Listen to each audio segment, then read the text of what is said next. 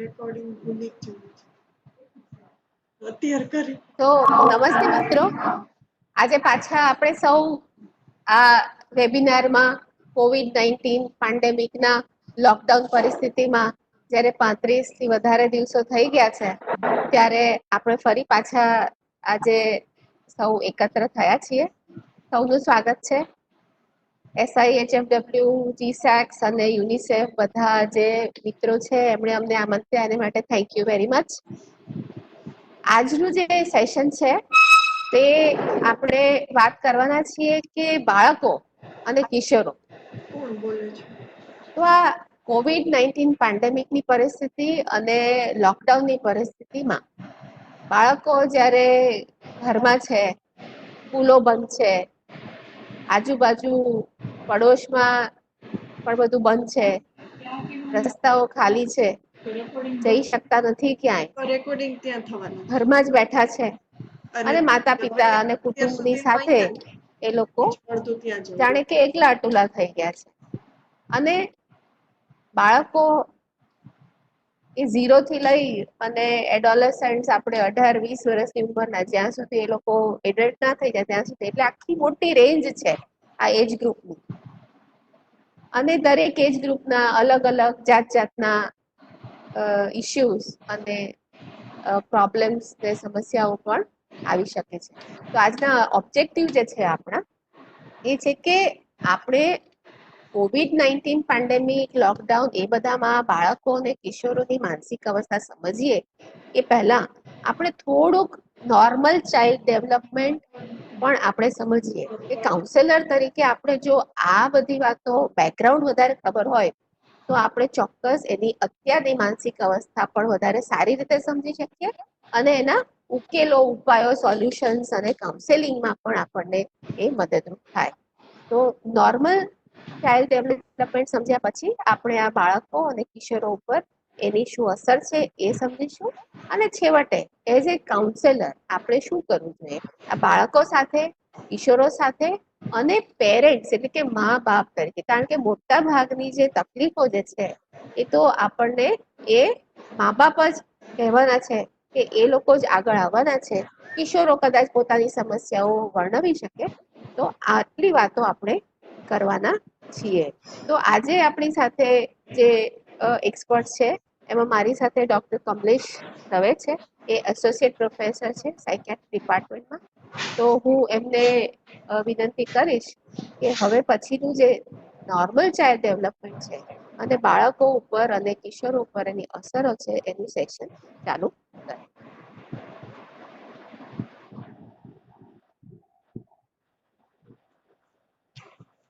વાલા પરામર્શક મિત્રો, આમ તો તમે પુખ્ત વયના લોકોના માર્ગદર્શન આપવા, કાઉન્સેલિંગ કરવામાં હા છો, પરંતુ આમાં આપણે બાળકોનું પરામર્શન, એમનું કાઉન્સેલિંગ કરવાનું છે. એટલે આપણે એવું કહી શકાય કે તમને ક્રિકેટની રમતમાં તમે ખૂબ હોશિયાર છો, પણ આ રમત છે તે ફૂટબોલની રમત જેવી છે. એટલે આપણે પહેલા ફૂટબોલના રૂલ્સ સમજવા પડે. એવી રીતે આપણે નોર્મલ ચાઇલ્ડ ડેવલપમેન્ટ જો ન સમજીએ તો જે આપણી કાઉન્સેલિંગની ટેકનિક્સ છે, સ્કિલ્સ છે, એ અહીંયા કામ આપી શકે નહીં. આપણે એવું માનીએ આપણે કે children are small adults, it's miniature adults, પણ એવું નથી. Children are not small adults. એટલે એ મોટાની નાની આવૃત્તિ નથી, એ એકદમ અલગ જ છે. એટલે એમને એ રીતે આપણે જો સમજીએ તો જ આપણે બાળકને સમજી શકીએ. બાળકને સમજી શકીએ તો જ આપણે તો તમે જાણો છો કે બાળક જન્મે છે ત્યારે એકદમ માતા ઉપર નિર્ભર હોય છે. એનામાં કોઈ સ્કિલ્સ હોતી નથી. જેમ જેમ ઉંમર વધે છે તેમ તેમ એની સ્કિલ્સ વધતી જાય છે. જેમ કે 1 વર્ષનો થાય બાળક તો ચાલતા શીખી જાય છે, પછી બોલતા શીખી જાય છે, પછી પોતાના શૂઝ છે એને લેસ બાંધતા 5 વર્ષે શીખી જાય છે. આમ જુદી જુદી આવડત જુદા જુદા સમયે એ લોકો એક્વિઝિશન કરે છે ને આવડે છે અને એના કારણે એમના રિએક્શન્સ છે there will be multiplex reactions to these additions એકબીજા સાથે સરસ વધારે આપણે થઈ શકે છે અને એ લોકો એક પુખ્ત વયના લોકો બની શકે છે ધીમે ધીમે. હવે ઘણીવાર આપણે 5 વર્ષના બાળકને પણ મળવાનું થાય, 7 વર્ષના બાળકને પણ મળવાનું થાય, 12 વર્ષના બાળકને પણ મળવાનું થાય. તો દરેકનું ડેવલપમેન્ટ છે, નોર્મલ ચાઇલ્ડ ડેવલપમેન્ટ એ અલગ અલગ સ્ટેજ ઉપર હોય છે. એ પાછું કોઈનું પણ આગળ પાછળ હોઈ શકે. ઘણા લોકો કહેતા હોય છે કે અમારો દીકરો 14 મહિને ચાલતા શીખ્યો, ઘણા લોકો કહે છે કે અમારો છોકરો 9 મહિને ચાલતા શીખી ગયો. તો થોડા ઘણા વેરિએશન્સ રહેતા હોય છે પણ એ સ્વીકાર્ય છે.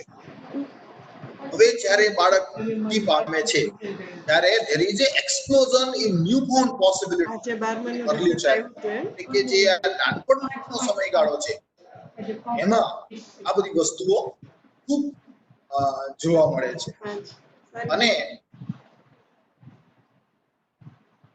normal development is conceived of as what a typical child will go through in an average expectable environment. હવે આ બહુ અગત્યની વસ્તુ છે. એક્સપેક્ટેબલ એન્વાયરમેન્ટ એટલે જો બાળકને ન્યુટ્રિશન સારું મળી શકે, સાથ સહકાર મળી શકે, હૂંફ મળી શકે તો આ બધું થઈ શકે.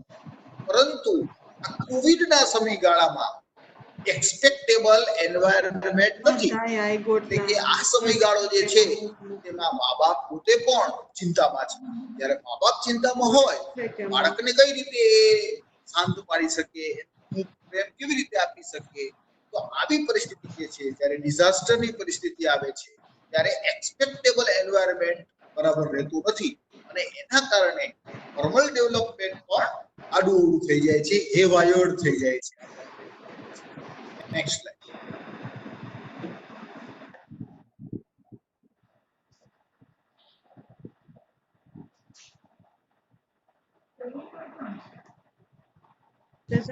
આપણે જો બ્રેન જે બાળક જન્મે છે ત્યારે ઇમેચ્યોર બ્રેન હોય છે અને ધીરે ધીરે ખાસ કરીને શરૂઆતના 2 થી 3 વર્ષની અંદર ક્રિટિકલ પીરિયડ્સ કહેવામાં આવે છે જ્યારે ઝડપથી થાય છે અને સાથે સાથે પ્લાસ્ટિસિટી પણ જોવા મળે છે. ધારો કે એક ભાગ બરાબર કામ ન કરે તો એના બીજો ભાગ પણ એનાથી વધારે સરસ કામ કરે. ઉપરાંત પ્રુનિંગ પણ જોવા મળે છે એટલે કે જે બ્રેનની અંદર સાયનેપ્સ છે એ પણ વધારાના હોય તે એડોલેસન્સ ની અંદર કપાઈ જાય છે અને એનું માયલિનેશન પણ જોવા મળે છે. બ્રેનનું ડેવલપમેન્ટ થાય છે એટલે કે સાઇઝમાં પણ વધે છે અને મેચ્યોરેશનમાં પણ એની પ્રોસેસ થતી હોય છે. સાથે સાથે જેમ બાળક મોટું થાય તો શરૂઆતમાં તો બેબલિંગ કરતું હોય છે પણ ધીમે ધીમે એ અવાજ કાઢે છે, મમ્મી, પપ્પા, 1-2 શબ્દો ધીમે ધીમે કરતા એ બોલતા શીખે છે. પણ શરૂઆતમાં ગ્રામરની પણ ઘણી બધી મિસ્ટેક્સ હોય છે. જેમ બાળક મોટું થાય એમ ગ્રામેટિકલી કરેક્ટ ભાષા બોલતું થાય છે. હવે આ લેંગ્વેજ છે એને ઇમોશન્સ સાથે ખૂબ જોડાણ છે કારણ કે જો આપણી ઇમોશન્સ ને આપણે અભિવ્યક્ત જે કરવાના છીએ તે લેંગ્વેજ દ્વારા, ભાષા દ્વારા કરવાના છીએ. એટલે ભાષાના ડેવલપમેન્ટને ઇમોશન્સના ડેવલપમેન્ટ સાથે સીધું જોડાણ છે. એટલે 5 વર્ષનું બાળક પોતાના મનના આવિર્ભાવો, મનની અંદર થતી પ્રક્રિયાઓ બરાબર આપણને વર્ણવી ન પણ શકે, એવું બની શકે. કોગ્નિટિવ ડેવલપમેન્ટ એ પણ ખૂબ જરૂરી છે. એટલે બુદ્ધિ જ્યારે ડેવલપ ન થાય તો આપણે સમજી નહીં શકીએ કે આ કોવિડ શું છે, બાળકો સમજી નહીં શકે કે આ કોવિડ શું છે, આ વાયરસ શું છે, કે દેખાતો તો છે નહીં. તો એમના માટે આ કઈ બલા છે, વાયરસ કઈ બલા છે સમજવું ખૂબ જ કઠિન થઈ જાય છે અને શેના લીધે લોકો ડરી રહ્યા છે એ સમજી નથી શકતા. તો આમ કોગ્નિટિવ ડેવલપમેન્ટ પણ એમનું અલગ અલગ હોય, દરેક ઉંમરે અલગ અલગ હોય છે. સોશિયલ ડેવલપમેન્ટ પણ ખૂબ જરૂરી છે. દરેક બાળક પોતાના માતા સાથે ખાસ એટેચ થયેલું હોય છે. તો પ્રાઇમરી કેર ગીવર્સ હોય એની સાથે ખૂબ એટેચ. તો સોશિયલ ડેવલપમેન્ટની અંદર એટેચમેન્ટ બહુ મોટો રોલ છે. બાળક તો ગમે ત્યારે ગભરાઈ જાય છે પણ જો માતાને વળગી પડે તો એની ચિંતા દૂર થઈ જાય છે. તો આ પણ અત્યારે ઘણીવાર માતા પણ વર્કિંગ વુમેન્સ હોય છે તો એની અંદર માતા અવેલેબલ નથી હોતી. બાળકની જે ચિંતા છે એનું શું એ પણ એક મોટો પ્રશ્ન રહી શકે છે. બીજી એક અગત્યની વસ્તુ છે કે ઇમોશનલ ડેવલપમેન્ટ. મેં કીધું કે ભાષા બહુ અગત્યની છે, પણ જે ઇમોશનલ ડેવલપમેન્ટ છે એ ભવિષ્યની અંદર પણ વ્યક્તિ સંબંધો જાળવી રાખશે કે કેમ, કેવી રીતે જાળવી રાખશે, પોતાના મિત્રો સાથે, પોતાની પત્ની સાથે, બાળકો સાથે, આ બધા જે સંબંધો જાળવી રાખશે, કેવી રીતે જાળવી શકશે, સ્વભાવથી કેવો બનશે, આ બધી વસ્તુઓ એના ઇમોશનલ ડેવલપમેન્ટ માટે ખૂબ જરૂરી છે. ઇમોશનલ સેલ્ફ રેગ્યુલેશન એટલે ઘણા લોકો તમે જોયા હશે કે વાતમાં ગુસ્સે થઈ જાય, બધા સાથે ઝઘડા કરી નાખે, કાં તો મારામારી સુધી પહોંચી જાય, પોતાના કલીગ્સ ને ઉતારી પાડે, અથવા વાતે મેમો આપી દે. તો આ પ્રકારના ઇમોશનલ સેલ્ફ રેગ્યુલેશન જે છે એ પણ ઘણીવાર આ સમયગાળાની અંદર ખૂબ અગત્ય. આ ઉપરાંત બાળકને મોરાલિટીની બહુ ખબર નથી હોતી, સાચું શું ખોટું શું. એને તો તકલીફ લાગે એટલે રડવાનું, એને ખબર નથી પડતી કે મારે અત્યારે હાથ મારા ગંદા છે, મારા મોઢામાં ન નખાય, એ કારણ કે અત્યારે કોવિડ નો સમય છે, મારે વારંવાર હાથ કેમ ધોવાના, એ બધી એમને અમુક પડે સમજણ પડતી નથી. જેમ ઉંમર વધતી જાય છે એમ મોરલ ડેવલપમેન્ટ પણ આવતું જાય છે. તો આપણે આ બધી વસ્તુઓ વધારે જોવાનું છે કે બાળકને ઉંમર કઈ છે, અને એના આધારે આપણે કાઉન્સેલિંગની પેટર્ન ડિઝાઇન કરવી પડે, નહીં તો ભેંસ આગળ ભાગવત એના જેવો હાલ થઈ. નેક્સ્ટ. આ ઉપરાંત ભગવાને દરેકને એક સ્વભાવ આપેલો છે, જન્મજાત હોય છે, એટલે કે ટેમ્પરામેન્ટ એને અંગ્રેજીમાં. મોટા ભાગનું હ્યુમન બિહેવિયર છે એ આપણે એના આધીન જ આપણે લોકોના જે વ્યક્તિનું જે ટેમ્પરામેન્ટ છે એને આપણે આધીન છીએ, એમાં આપણું બહુ ચાલતું નથી. ઘણા લોકો ટેમ્પરામેન્ટલી ઇનહિબિટેડ હોય, બહુ ઓછું બોલતા હોય, બહુ ઓછા ઇનિશિયેટિવ્સ લેતા હોય, જીવનમાં બહુ કઈ કરવાની જરૂર નથી હોતી, આપણે શું કરીને સામાન્ય જિંદગી જીવવાની છે. આ લોકો ફ્લેમ્બોયન્ટ હોય, અનઇનહિબિટેડ હોય, હું જ આગળ હોવો જોઈએ, બધે મારો જ પેલો નંબર હોવો જોઈએ, હું જ વડો હોવો જોઈએ, આ પ્રકારની ખેવના વાળા એને એ કુદરતી રીતે એમને ભગવાન એવા બનાવેલા છે. એમાં કઈ સારા છે અને નરસા છે એવું કઈ માનવાનું પણ કારણ નથી, કારણ કે સમાજમાં તો બંને પ્રકારના લોકો જરૂરી છે. અને આ એક જીનેટિક કોન્સ્ટિટ્યુશન નો ભાગ છે. એ તો જીનેટિક્સ રીતે કામ કરી, જો કે આપણે જીનેટિક્સ ની બહુ સમજણ નથી, કારણ કે વાયરસના જીનેટિક્સ વિશે પણ હજી આપણે વિમર્શનમાં પડી ગયા છીએ. તો માણસ જેવા કોમ્પ્લેક્સ હ્યુમન બીઈંગના જીનેટિક્સ વિશે તો શું વાત કરું. સાથે સાથે બાળકનું મોટર ડેવલપમેન્ટ એટલે કે એની સ્કિલ્સ, એટલે કે હાથ અને એના ઉપરનો કંટ્રોલ, પોતાના શરીર ઉપરનો પોતાનો કંટ્રોલ, આ પણ એક જરૂર બહુ અગત્યની છે. અને એ જેમ ડેવલપ થાય એમ પણ એની શક્તિઓ વધતી જાય છે. આ ઉપરાંત સેન્સરી ડેવલપમેન્ટ એને થતું છે, જેમાં સાંભળવાનું તો એ પહેલેથી જ ઇન યુટરો એ લોકો સાંભળી શકતા હોય છે. જે વિઝન, ટેસ્ટ, ઓર્ડર, ટચ, આ બધી વસ્તુઓ પણ એમાં નોર્મલ ચાઇલ્ડ ડેવલપમેન્ટની અંદર ડેવલપ થતી. સાથે સાથે જેન્ડર આઈડેન્ટિટી આ પણ એક ખૂબ મોટો પ્રશ્ન છે. હું કોણ છું, છોકરો છું કે છોકરી છું, બરાબર ને? એ સેક્સ આઈડેન્ટિટી થઈ. જેન્ડર આઈડેન્ટિટીના ઘણીવાર પ્રશ્નો પણ ઉભા થતા હોય છે. આ પણ એક આપણે ધ્યાનમાં રાખવા જેવી બાબત. સાયકોસેક્સ્યુઅલ ડેવલપમેન્ટ એટલે કે એનું જે સાયકોસેક્સ્યુઅલ ડેવલપમેન્ટ કાઉન્સેલર છો કે ફ્રોઇડિયન સાયકોલોજી ખૂબ સારી રીતે જાણતા હશો, તો આ સાયકોસેક્સ્યુઅલ ડેવલપમેન્ટ ખૂબ બાળકમાં ઉંમર પ્રમાણે એમનું આ સાયકોસેક્સ્યુઅલ ડેવલપમેન્ટ થાય છે. ઉંમરને આધીન આ ચાઇલ્ડ ડેવલપમેન્ટ થાય છે.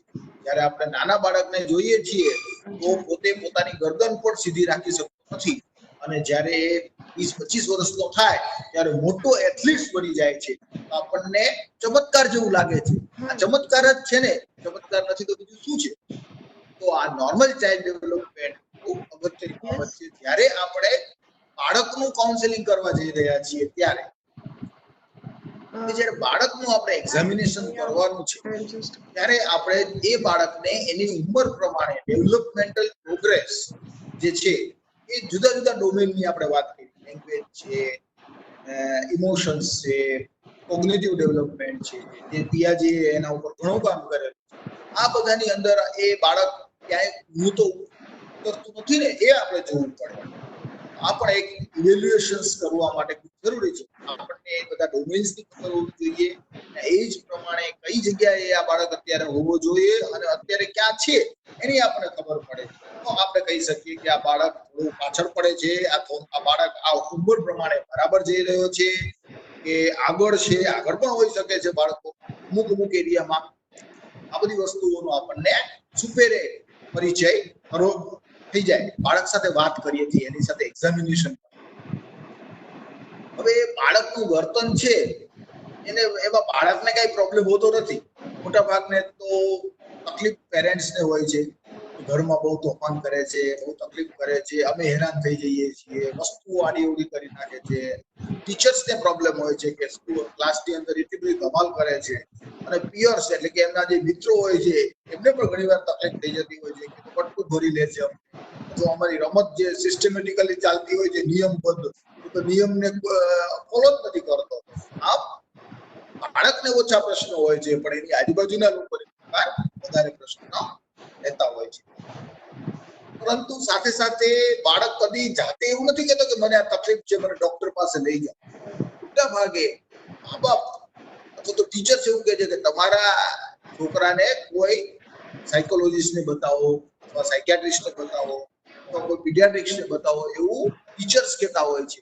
તો મા બાપને પણ ઘણી વાર એવું લાગતું હોય છે, કારણ કે બાળકની પાસે એવી કેપેસિટી જે છે, એની એબિલિટી છે કોન્સેપ્ચ્યુઅલાઇઝ, રિફ્લેક્ટ અને પોતાના જે એક્સપિરિયન્સીસ છે, જીવનમાં જે અનુભવો થાય છે, જે અંદર અનુભવે છે એને અભિવ્યક્ત કરવાની જે શક્તિ છે એ ઘણી ઓછી હોય છે. એના કારણે એમને વધારે તકલીફ થતી હોતી.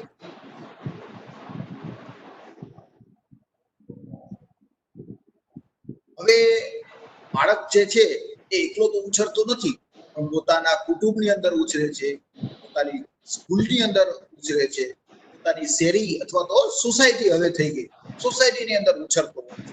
જો ફેમિલીમાં કઈ તકલીફ હોય, સ્કૂલમાં કઈ તકલીફ હોય, અથવા તો સોસાયટીમાં અથવા શેરીની અંદર છોકરાઓ એને પરેશાન કરતા હોય તો એ બાળકને ચોક્કસ અસર થવાની છે.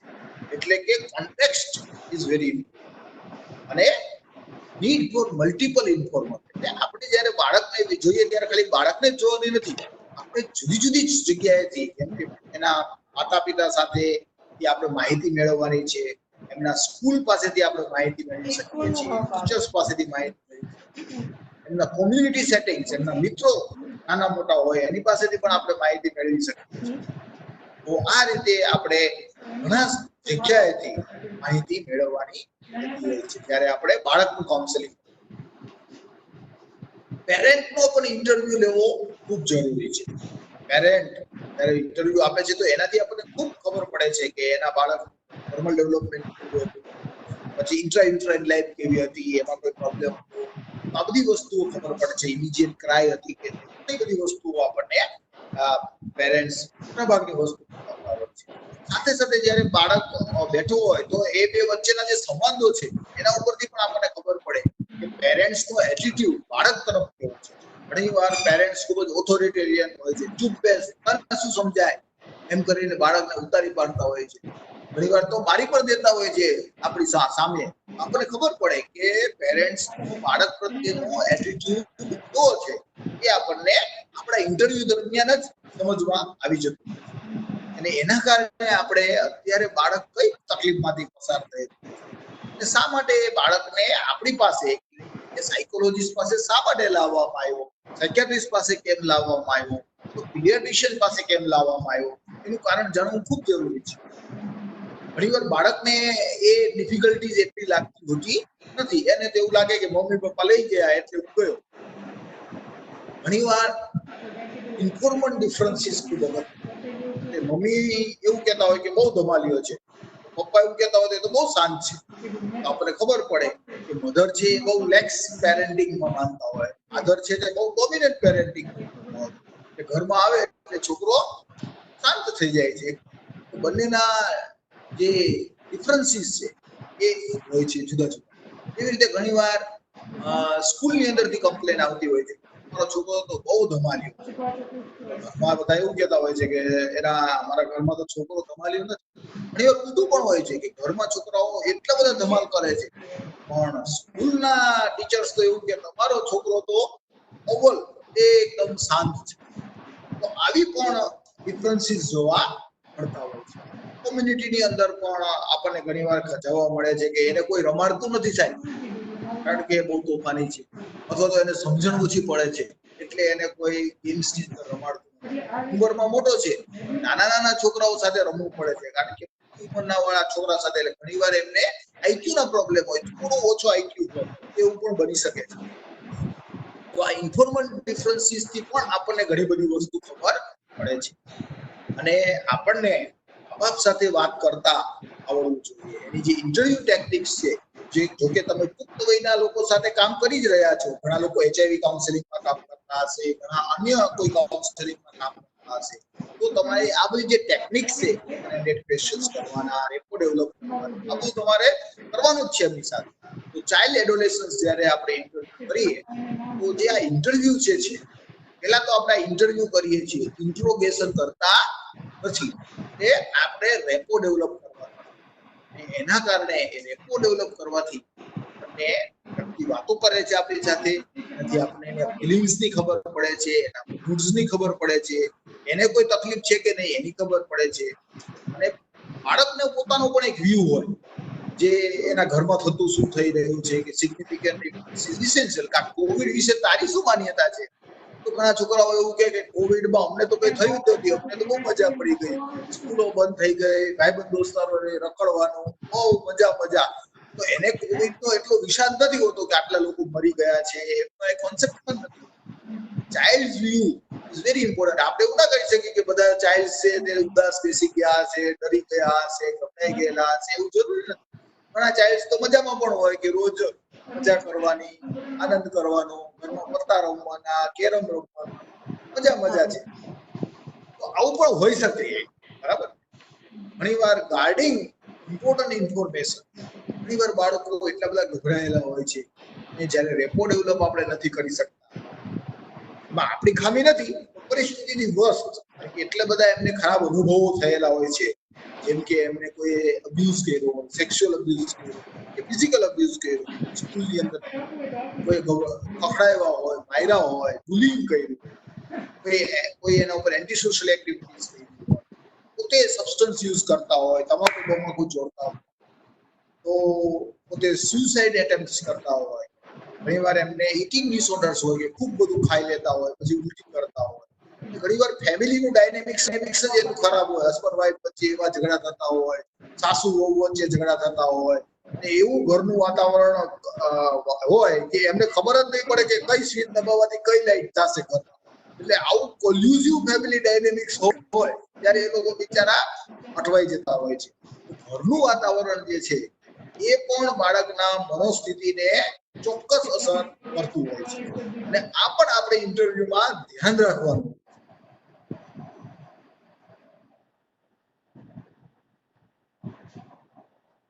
તો આપણે હિસ્ટ્રી ટેકિંગ તો બાળકને લેવાની જોઈએ છે.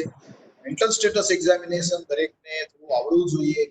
હવે બાળકની સાથે આપણે કામ કરીએ, 7 વર્ષથી નાના બાળક હોય તો એમની પાસે અભિવ્યક્તિ બહુ ઓછી હોય છે, સારું અભિવ્યક્ત કરી શકતા નથી, તો પ્લે ટેકનિક દ્વારા આપણે એને કરી શકીએ. પ્લે થેરાપી પણ ઘણીવાર કરવામાં આવે છે.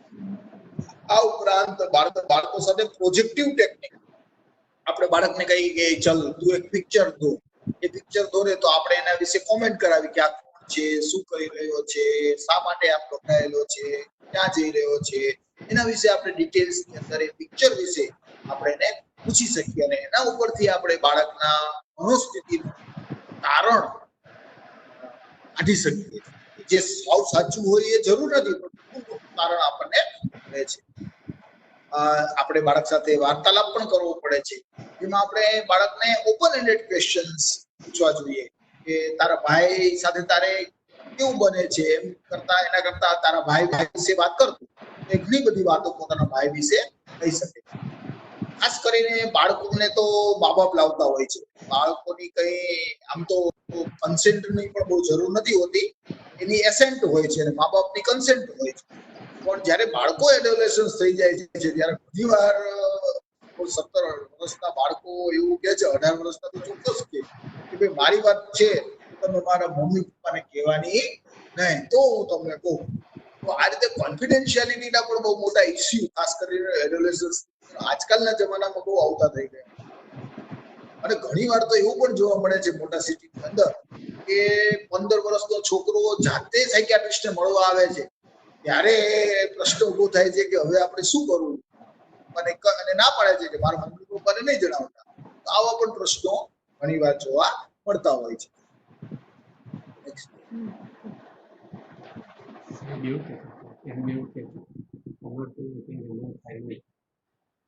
જ્યારે હવે આપણે આ COVID-19 પેન્ડેમિકની વાત આવી અને સાથે સાથે ચિલ્ડ્રન અને એડોલેસન્ટ વાત કરી તો બધા આનાથી અસર તો સાયકોલોજીકલી અને ઇમોશનલ બંને ડેવલપમેન્ટની અંદર ચોક્કસ એની અસર થતી જ રહેવાની છે. કારણ કે લોકડાઉન થઈ ગયું છે, સ્કૂલો બંધ થઈ ગઈ છે, સોસાયટીમાં રમવાનું બંધ થઈ ગયું છે, મમ્મી પપ્પા પણ આખો દિવસ ઘરે જ હોય છે, ભાઈ બહેનો પણ ઘરે જ હોય છે.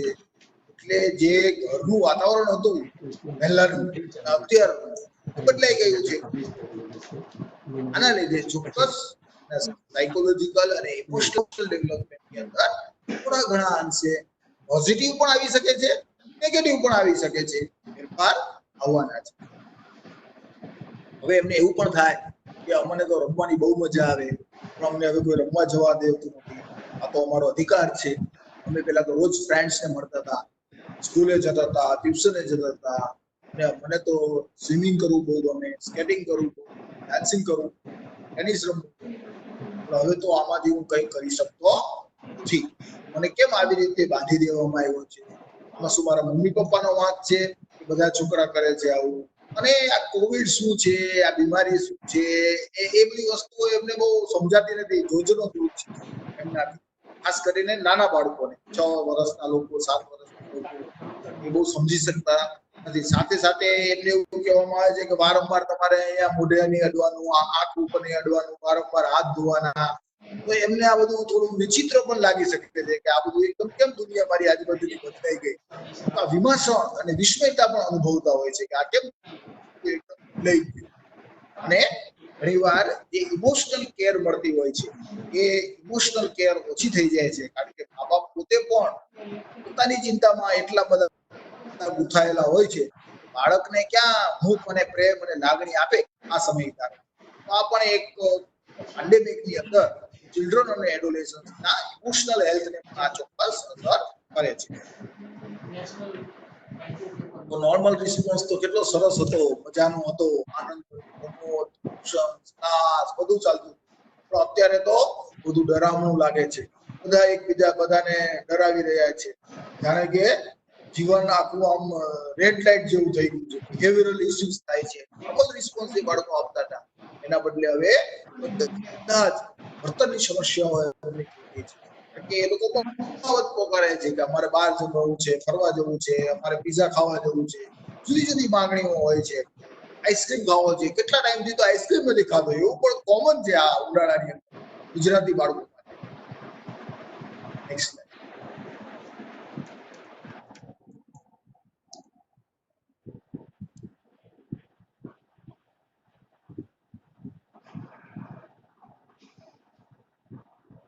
તો આ બધાના કારણે એમને વર્તનની સમસ્યાઓ વધી જાય છે.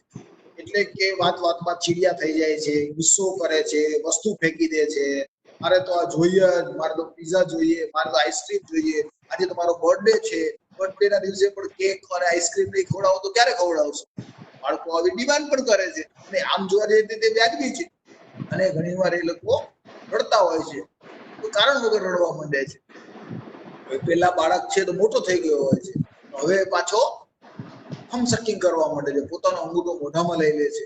હવે અત્યારે બાળક કદી પાથારીમાં હમણાં પેશાબ નથી કરી જતો, પાછો હવે અત્યારની પરિસ્થિતિમાં એ પાથારી પલાળી જાય છે.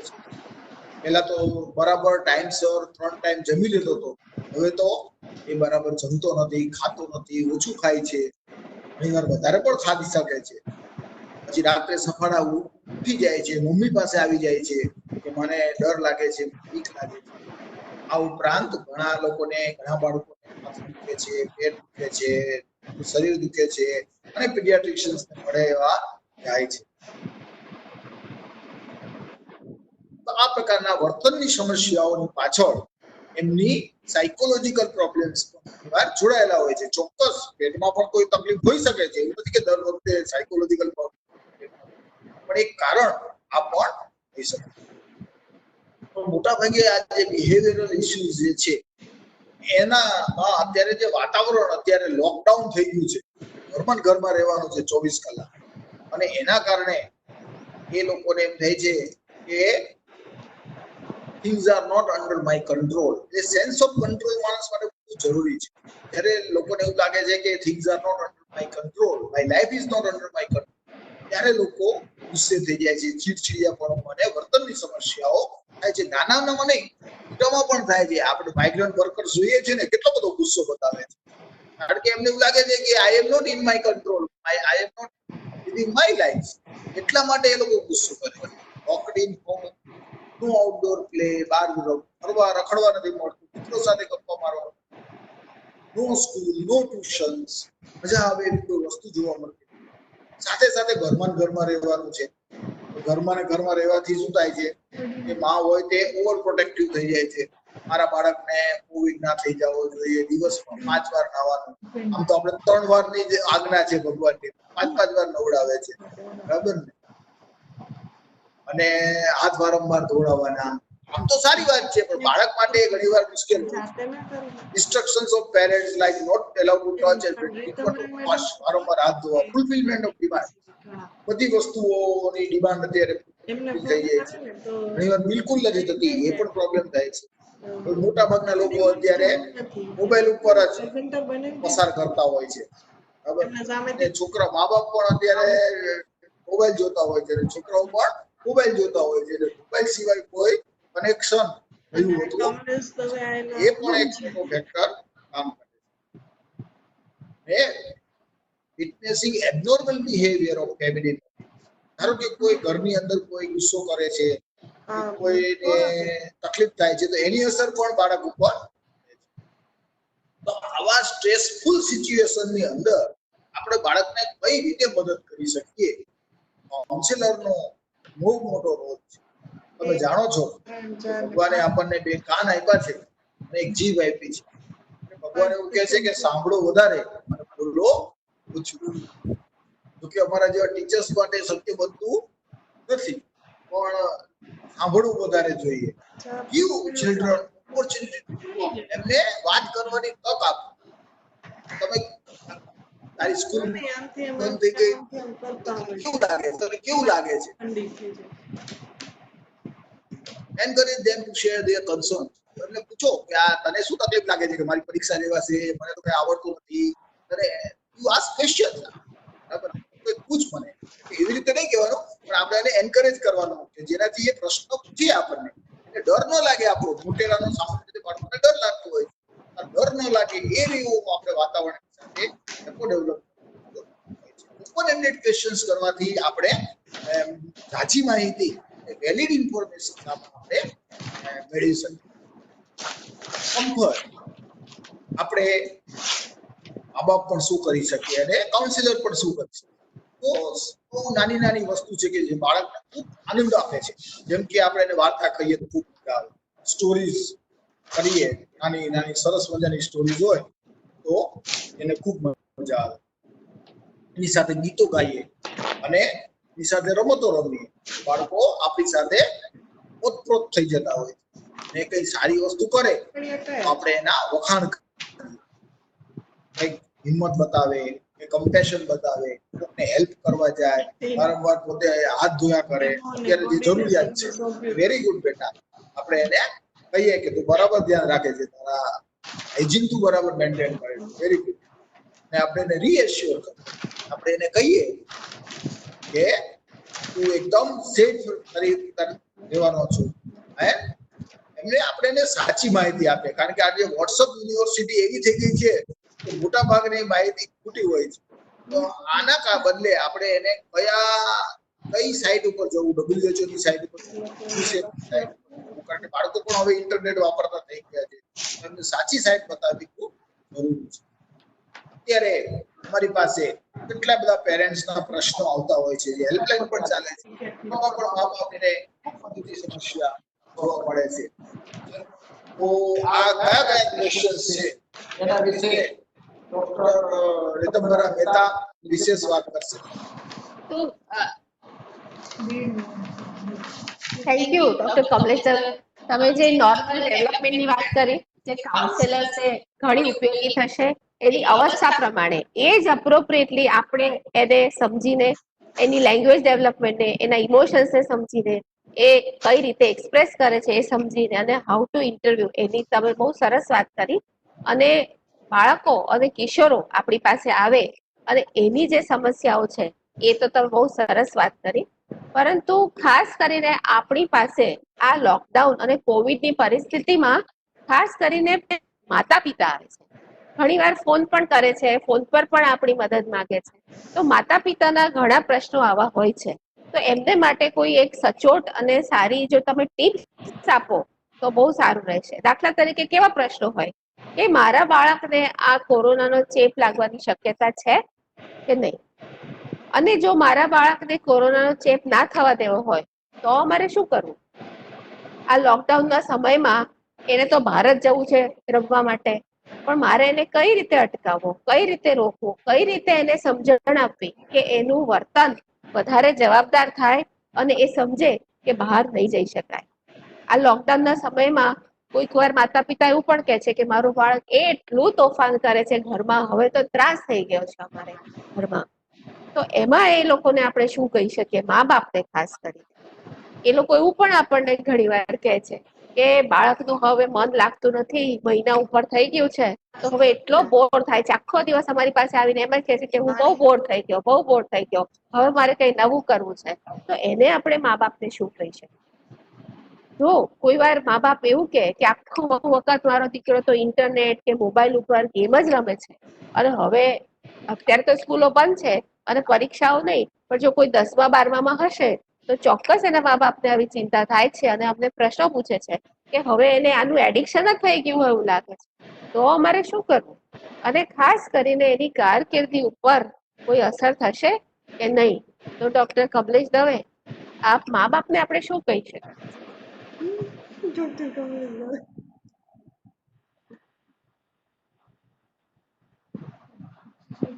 મા બાપની ચિંતા પોતાના બાળકો માટે અત્યારના સમયમાં ખૂબ વ્યાજબી છે.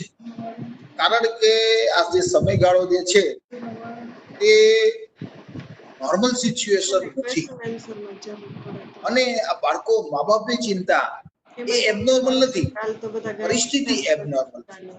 તો આ એબનોર્મલ પરિસ્થિતિની અંદર આ બધી પ્રકારની ચિંતા નોર્મલ છે.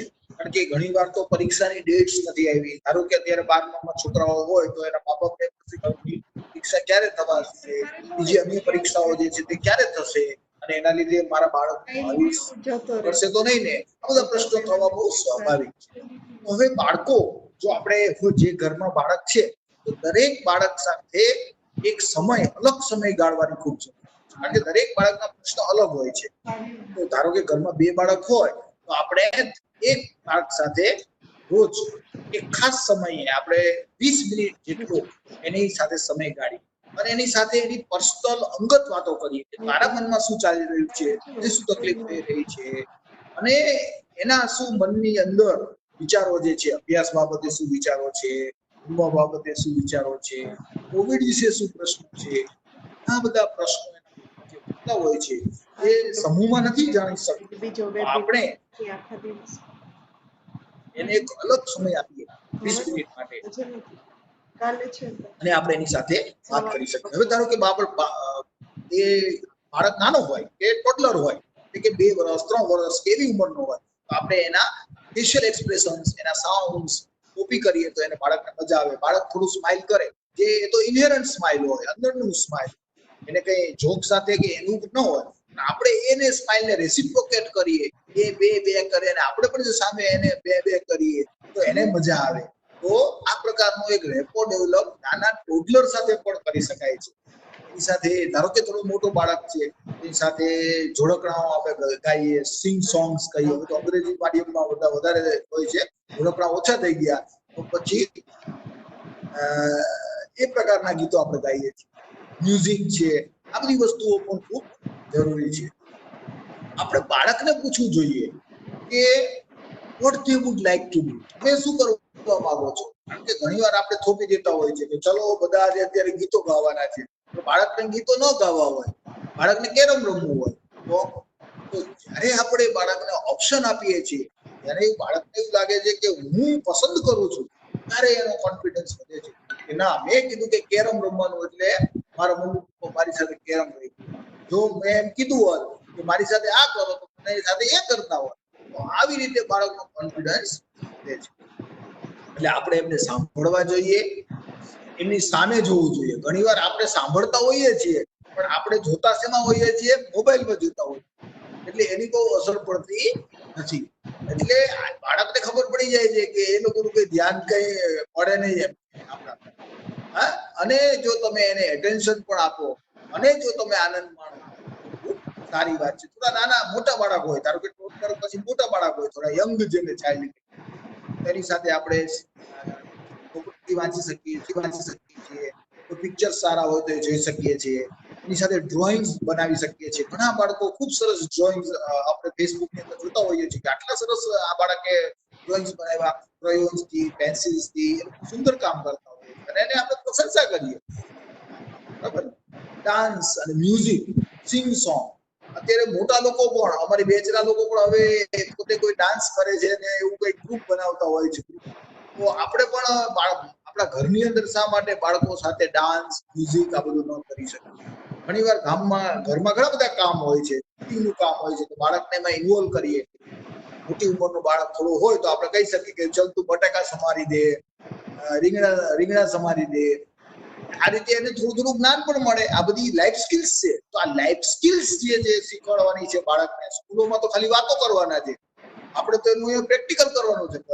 તો લાઈફ સ્કિલ્સ ડેવલપમેન્ટ માટે આ સારામાં સારો સમય છે અને એ આપણે ઘરમાં મા અને બાપ જેટલા સારું લાઈફ સ્કિલ્સ આપી શકે એટલું ટીચર પણ ન આપી શકે. અને હેલ્પ વિથ સ્કૂલ ઉપર બાળકોને ઘણીવાર એવું લાગે છે કે હું પાછળ પડી ગયો, મારા મિત્રો જે છે ખૂબ આગળ નીકળી ગયા, મને ભણવામાં હું પાછળ થઈ ગયો. તો આપણે એની સાથે બેસી અને એને ભણાવવાનો પ્રયત્ન કરી શકીએ છીએ. અને બહુ આપણે એને કહીએ પણ ખરા કે બહુ કમ્પેરિઝન કરવાથી બહુ ફાયદો નથી. એવા પણ સાચા ફિલોસોફિકલ આઈડિયા એટલે કે સાચા છે કે કમ્પેરિઝન કરવાથી હંમેશા મોટા ભાગે ચિંતા વધતી હોય છે, ઓછી થતી હોતી નથી. અને જે ટીનેજર લોકો છે, મોટા થઈ ગયા છે, છોકરા 12, 13, 14 વર્ષના થઈ ગયા છે, એમને તો પોતાના લાઇક્સ છે, એમને સ્પોર્ટ્સમાં પોતાની ગમે છે કે મારા તો સચિન તેંડુલકર ફેવરેટ છે, વિરાટ કોહલી ફેવરેટ છે. અને મ્યુઝિકમાં પણ પોતાના એમ કે મને તો સેલેના ગોમેઝ ખૂબ ગમે છે, એની સેલિબ્રિટીઝ ખૂબ ગમે છે, પોતાના ફ્રેન્ડ્સ વિશે વાત કરતા હોય છે. તો એ બધા સાથે આપણે ટ્યુન ઇન થઈએ એમની સાથે, તમને ખૂબ મજા આવે છે. એમને ગમતી ડીશ જો આપણે સાથે બેસીને બનાવીએ કે તને જે આ ગમે છે પણ તું તારે એમાં મદદ કરવી પડશે તો આપણે બનાવીએ. અને એક્સરસાઇઝ ખૂબ જ જરૂરી છે, કારણ કે જો એક્સરસાઇઝ કરવામાં આવે તો આપણી ઇમ્યુનિટી પણ વધે છે. તો સાથે બાળકો સાથે એક્સરસાઇઝ, મ્યુઝિક સાથે આપણે સરસ મજાની એક્સરસાઇઝ કરીએ રોજ અડધો કલાક, તો એની પણ ઇમ્યુનિટી વધે, આપણી પણ ઇમ્યુનિટી. સાથે આપણે હેપી રહીએ તો પણ આપણી ઇમ્યુનિટી વધે. જો આપણે ગુસ્સામાં રહીએ, એકબીજાને ઉતારી પાડીએ તો આપણી ઇમ્યુનિટી ઘટે છે. એટલે કે નેગેટિવ ઇમોશન્સ થી આપણી ઇમ્યુનિટી ઘટે છે, પોઝિટિવ ઇમોશન્સ થી આપણી વધે છે. સાથે સાથે એક્સરસાઇઝ કરવાથી પણ આપણી ઇમ્યુનિટી વધારે છે. એવું નથી કે માત્ર ચ્યવનપ્રાશ ખાવાથી જ ઇમ્યુનિટી વધે છે. જે the behaviour you want to C. એટલે કે ઘણીવાર આપણે બાળકને એવું કહેતા હોઈએ છીએ, આ નહીં કરવાનું, આ નહીં કરવાનું, આ નહીં કરવાનું, આ નહીં કરવાનું. બાળક મૂંઝાય છે કે કરવાનું શું? તો આપણે એને કહી દઈએ કે તારે આ કરવાનું, તો એને મોટા ભાગના પ્રશ્નો એના ઓછા થઈ જાય છે. તો આપણે એને પોઝિટિવ વર્ડ્સ કહેવાના છે. પ્લીઝ પુટ યોર ક્લોથ્સ અવે. તારા કપડા કબાટમાં વ્યવસ્થિત રીતે મૂકી દે.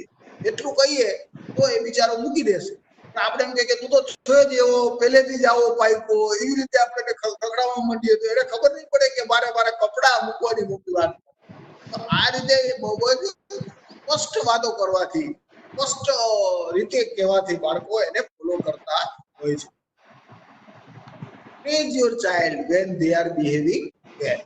બાળકો કોઈને કોઈ વાર ભૂલે ચૂકે પણ સારું વર્તન તો કરતા જ હોય છે, અને ત્યારે આપણે ઓપોર્ચ્યુનિટી પકડી લેવાની છે. વેરી ગુડ બેટા, આજે તે બહુ સરસ કામ કર્યું. જ્યારે એને પ્રેઝ કરવામાં આવે છે ત્યારે એને કહે છે કાલે પણ આવું કરું, તો આજે પણ કરું, કાલે પણ કરું, અને બીજા દિવસે પણ વખાણ કરું. એવું નહીં કે કાલ તો કીધું તો હવે આજે શું કહેવાનું. રોજ તમે એને કહેશો વેરી ગુડ બેટા, વેરી ગુડ બેટા, તો એની એક હેબિટ પડી જશે, અને આ હેબિટ પડી જાય તો એના જીવનમાં એ ખૂબ ઉપયોગી થઈ જશે.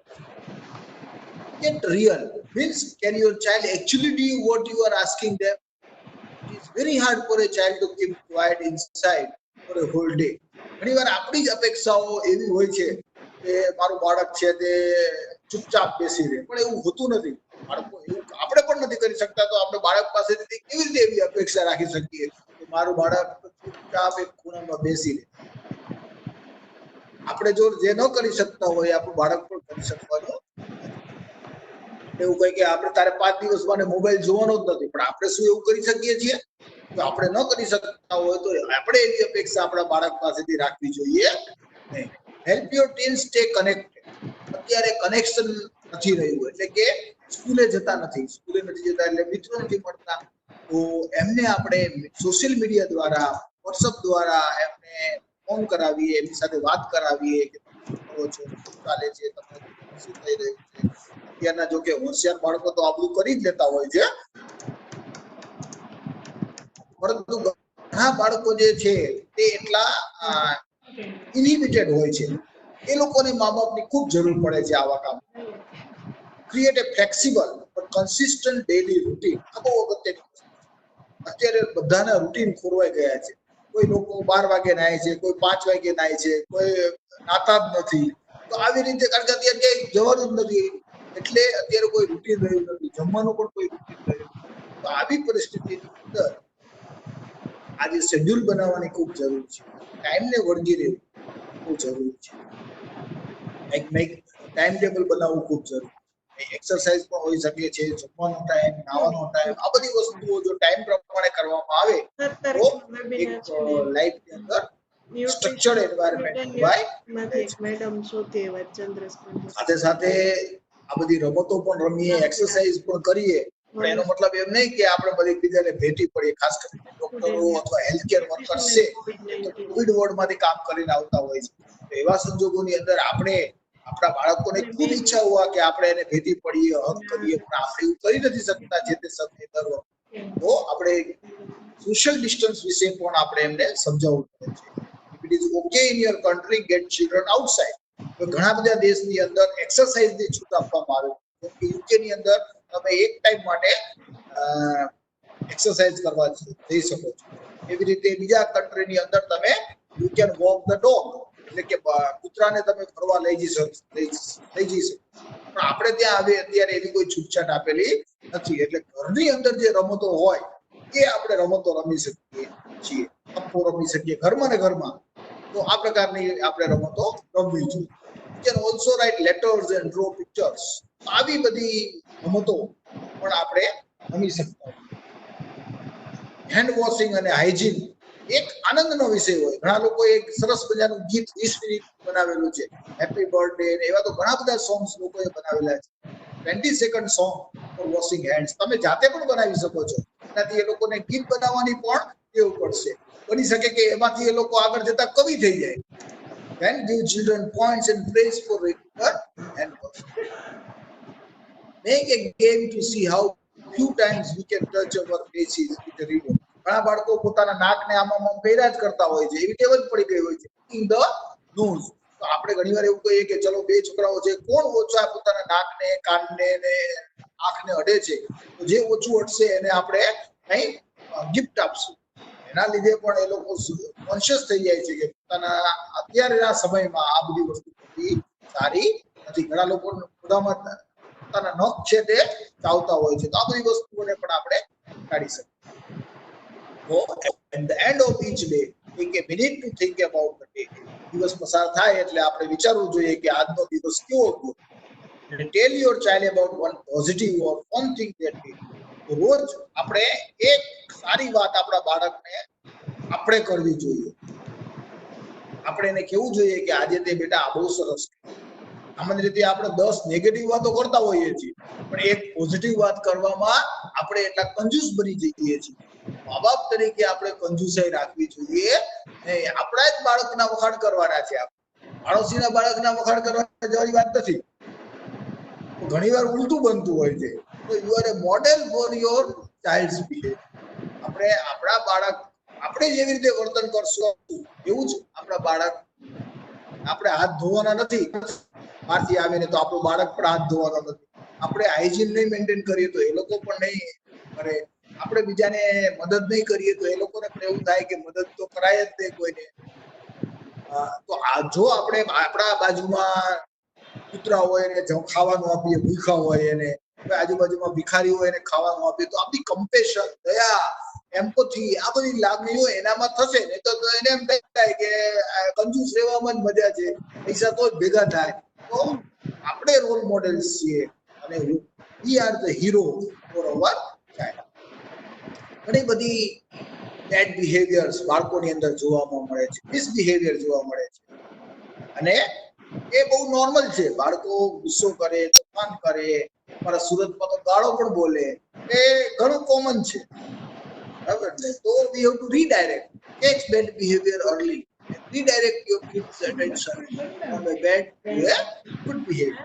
આપણે પહેલા જ ખબર પડી જવી જોઈએ કે જો હવે આવું કરતો થઈ ગયો છે, થોડી ગાળો બોલતો થઈ ગયો છે, તો પહેલેથી જ આપણે એને અટકાવવું જોઈએ કે આ પ્રકારના શબ્દો બોલવા જોઈએ નહીં, એકબીજાને આવો શબ્દો બોલવા જોઈએ.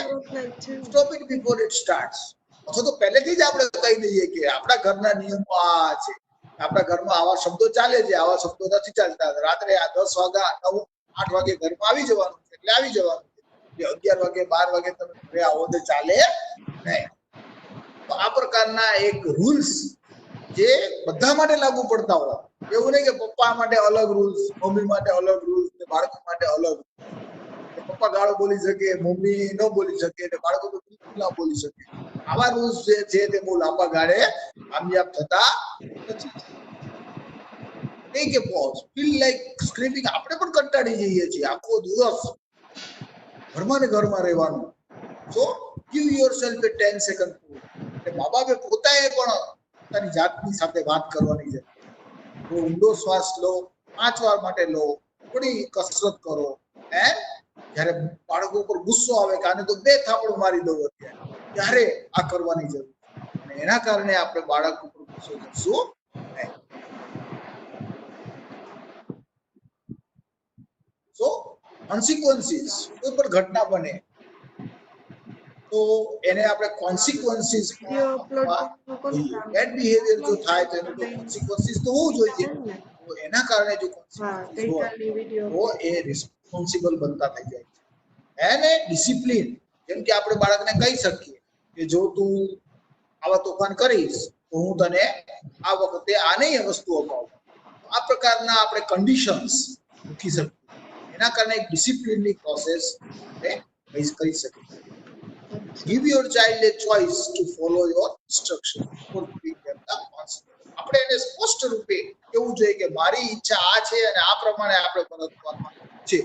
છતાં જો એમ ન કરે તો ચોક્કસ એનું કે એને આ માટે કંઈક પનિશમેન્ટ જેવું, mild punishment. Try to stay calm when giving the consequences. Punishment નહીં પણ કે કોન્સિક્વન્સ જે છે એમાં આપણે ગુસ્સે નથી થવાનું, દાંત કચકચાવીને વાતો નથી કરવાની. Make sure you can follow through. ઘણી વાર આપણે કોન્સિક્વન્સ એવા કહેતા હોઈએ છીએ જે આપણે ફોલો કરી શકતા નથી. જેમ કે આપણે એમ કહીએ કે તને પંખા સાથે લટકાવી દે છે 10 દિવસ. આપણે ક્યાં પંખા સાથે બાળકને લટકાવી દેવાય? આ તો ખાલી ખોટી ધમકી છે. આવી ખોટી ધમકીઓ આપવાની વાત નથી કરવાની. બાળકને એવું કહેવાનું છે કે તને 2 અઠવાડિયા સુધી આઈસ્ક્રીમ નહીં ખાવા મળે, જે શક્ય છે. ટેકિંગ અવે teenagers phone for આપણે નક્કી કરવાના છે જે વિઝિબલ હોવા જોઈએ અને એને વળગી રહેવાનું છે. ઘણીવાર આપણને એમ થાય ના બિચારાને હવે આપી દો, એ બિચારાને આપી દો એવું નથી કરવાનું. જો પહેલેથી જ એવું હોય તો એવા કોન્સિક્વન્સીસ નક્કી નહીં કરવાનું. Next slide. બરાબર છે. એટલે પેરેન્ટે પોતે પણ અત્યારે કામ રહેવાની જરૂર છે. અને પોતાનો જે સ્ટ્રેસ છે એ પેલા મેન્ટેન કરવાનો. માતા પિતા પોતાનો સ્ટ્રેસ અત્યારે મેન્ટેન નહીં કરે તો પછી બાળકનો સ્ટ્રેસ કેવી રીતે એ લોકો ઓછો કરી શકે? પહેલા તો આપણે જોવાનું છે કે હું એકલો નથી. સામાન્ય રીતે લોકોને સૌથી મોટી પીડા એવી છે કે મને જ આ બધી તકલીફો છે, બીજા બધા સુખી છે. એ સૌથી મોટી તકલીફ છે. એવું નથી. અત્યારે બધા we are sailing in the same boat. બરાબર. તો અત્યારે millions of people have the same fear as us. અને બધા ઘરમાં બાળકો સાથે છે, બધા જ ઘરની અંદર ગોંધાયેલા છે. તો આ પરિસ્થિતિમાં પેનિક થવાની જરૂર નથી. જ્યારે આવું થાય ત્યારે we all need a break.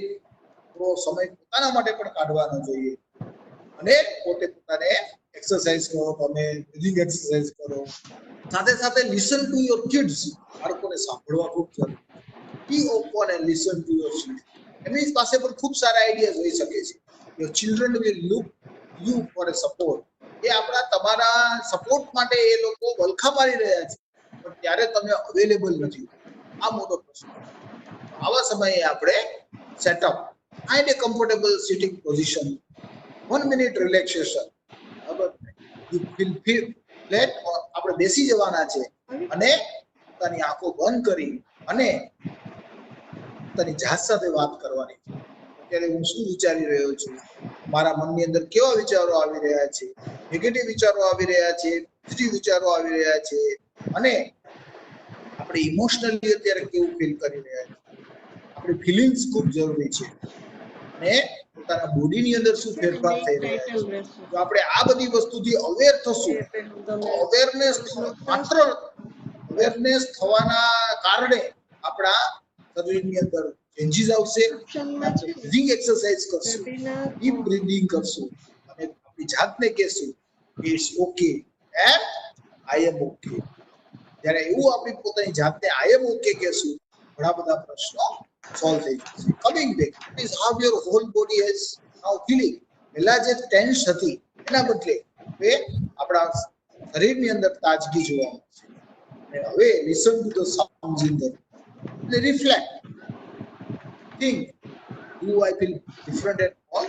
હવે હું શું અલગ ફીલિંગ કરી રહ્યો છું?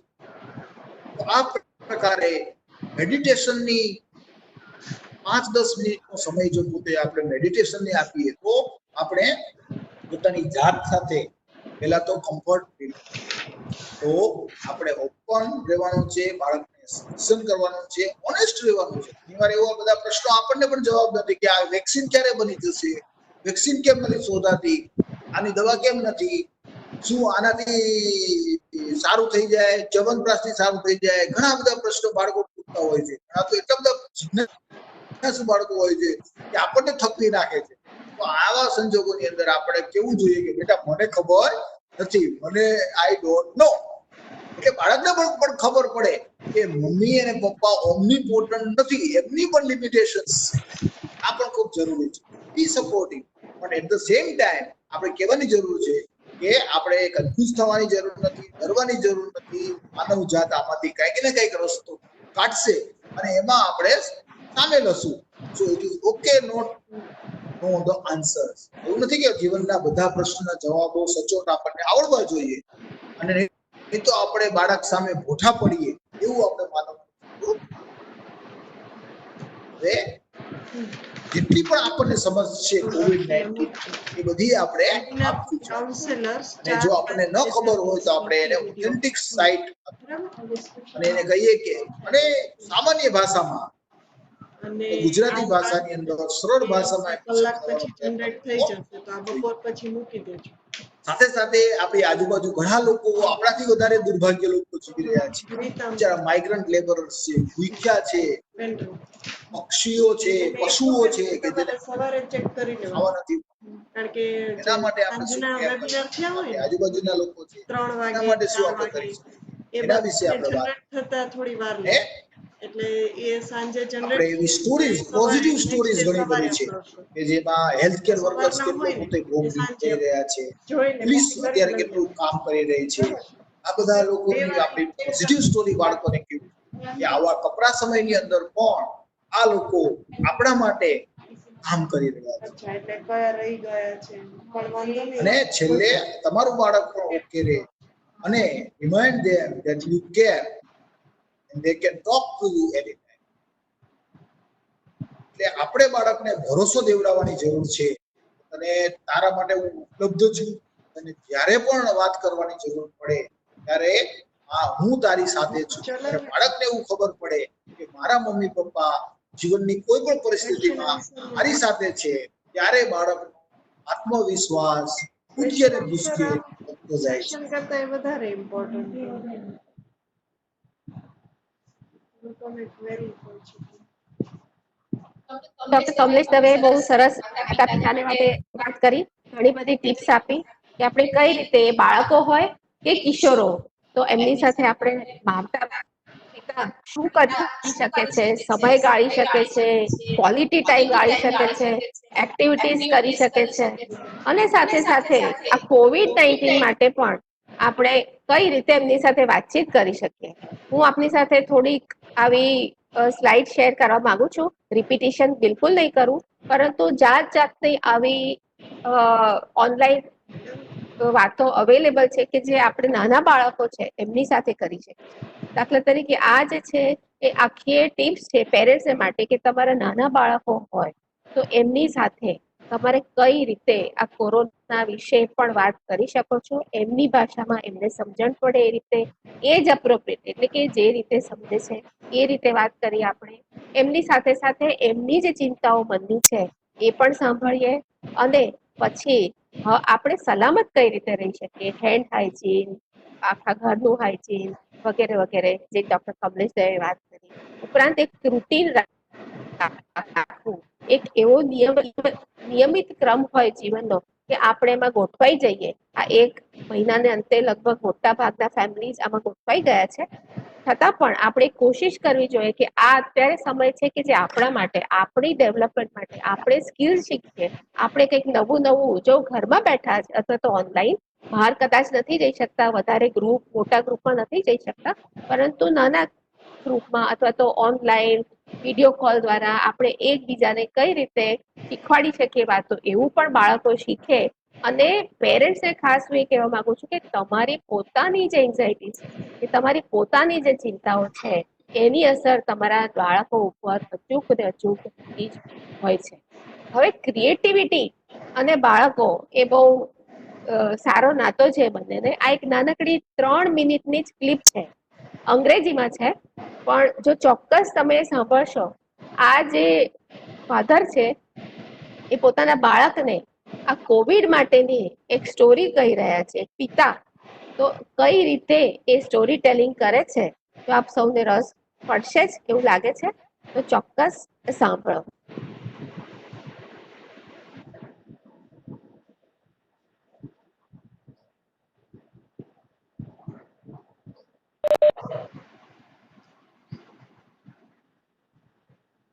Ma'am, voice is not there.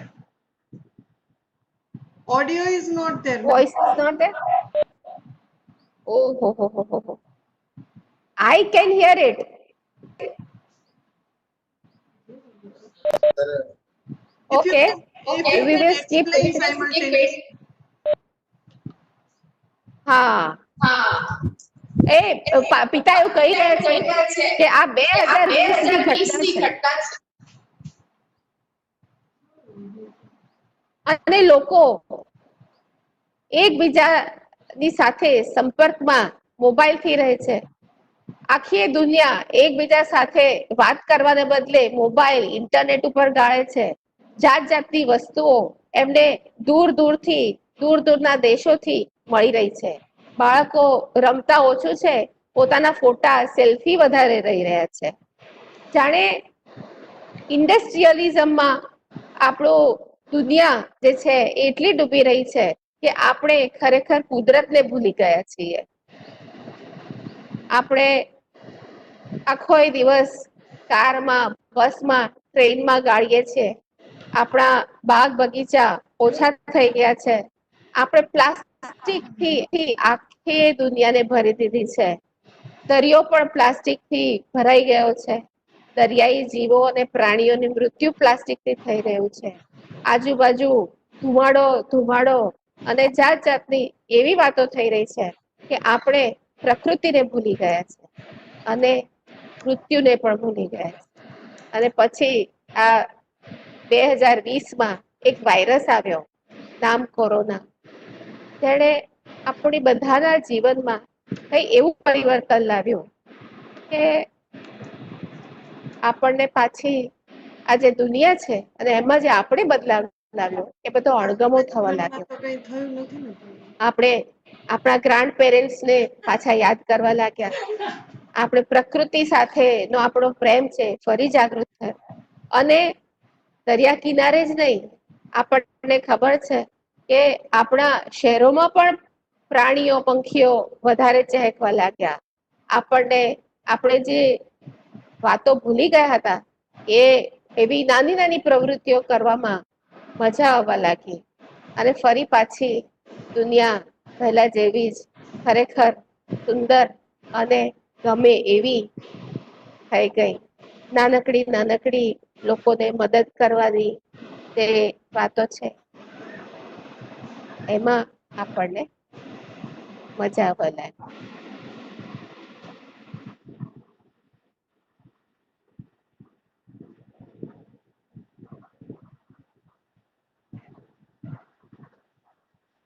તો આઈ હોપ કે આ લોકો આપને થોડી ઘણી એમાં નીચે કેપ્શન આવતા જ હતા, કંઈક સમજાયું હશે.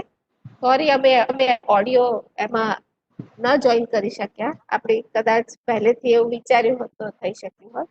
અને હવે હું થોડીક એવી વાતો કરીશ કે આપણા જે કિશોર કિશોરીઓ છે એમને પણ આ COVID-19 ની પરિસ્થિતિમાં ખાસ કરીને 10મું 12મું ભણતા લોકો છે એમને આવા બધા પ્રશ્નો થવા એ બહુ સ્વાભાવિક છે કે આખો દિવસ ઘરમાં બેસીને શું કરું, વાંચીને પણ હું કંટાળી ગયો છું. હું બહાર નીકળી શકીશ કે નહીં, અથવા તો મારા મિત્રોને હું નથી મળી શકતો, એમની સાથે રમી નથી શકતો, તો હું શું કરું? તો આવા જાતના પ્રશ્નો એને થઈ શકે છે. મારા મા બાપ કામે બહાર જાય છે તો શું પાછા ઇન્ફેક્શન કે ચેપ કોરોનાનો લઈને આવશે તો? અથવા તો એને ખૂબ બોર્ડમ લાગે છે કે હવે આ 1-1.5 મહિનો થઈ ગયો છે, હું સ્કેટિંગ સ્વિમિંગ કંઈક કરી શકતો નથી, મમ્મી પપ્પા પણ મને કંઈક વળ્યા કરે છે, તો હું આમાંથી કઈ રીતે રસ્તો કાઢું? તો નાનકડી ટિપ્સ કે કાઉન્સેલર્સ માટે કે આ એડોલસન્સ જે છે, કિશોરો છે, એમની સાથે તો તમે પોતે વાત કરી શકો છો. અને ખાસ ધ્યાન રાખો કે જ્યારે તમે એડોલસન્ટ્સની સાથે વાત કરો ત્યારે મા બાપને સાથે ના રાખો. મારું તો એવું પણ સજેશન છે કે જ્યારે તમારે કાઉન્સેલર પાસે મા બાપ એના આવા 12, 15, 18 વર્ષના બાળક કિશોરોને લઈને આવે છે ત્યારે તમે પહેલા મા બાપને બહાર બેસાડો, એમની પાસેથી કંઈ જ ના સાંભળો.